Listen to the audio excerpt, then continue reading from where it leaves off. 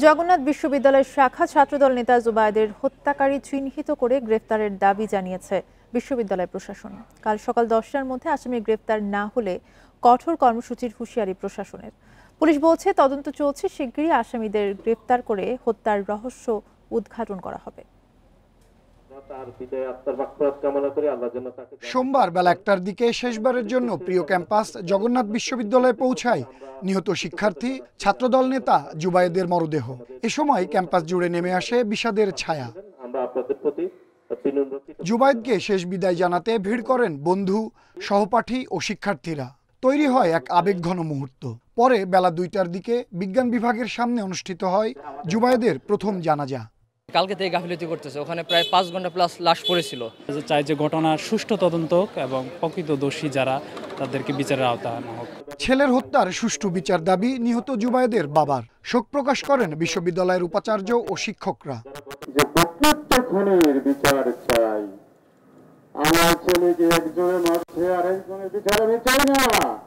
আমি চাই আমার ছেলেকে যে মারছে তার বিচার। সে অনেক ভালো ছেলে ছিল, আপনারা সবাই তার জন্য দোয়া করবেন। আল্লাহ যেন তাকে বেহিসাব নসিব করে।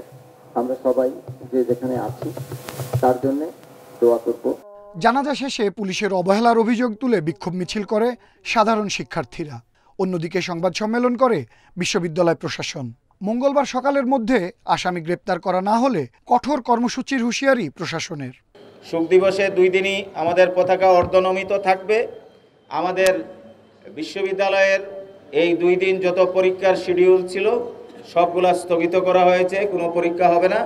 ক্লাস চালু থাকবে যাতে শিক্ষার্থীরা সবাই আসতে পারে এবং সুখে শামিল হতে পারে।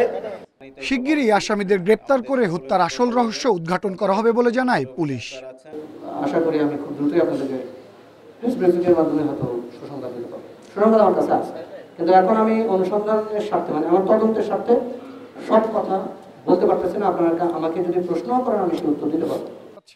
এর আগে রোববার বিকেলে পুরান ঢাকার আরমানিটোলায় টিউশনে গিয়ে ছুরিকাঘাতে নিহত হন জগন্নাথ বিশ্ববিদ্যালয়ের শিক্ষার্থী ও ছাত্রদল নেতা জুবায়েদ। এ ঘটনায় জুবায়েদের শিক্ষার্থী বর্ষাকে হেফাজতে নিয়েছে পুলিশ। আনোয়ার সাদাত নূর, ইন্ডিপেন্ডেন্ট নিউজ, ঢাকা।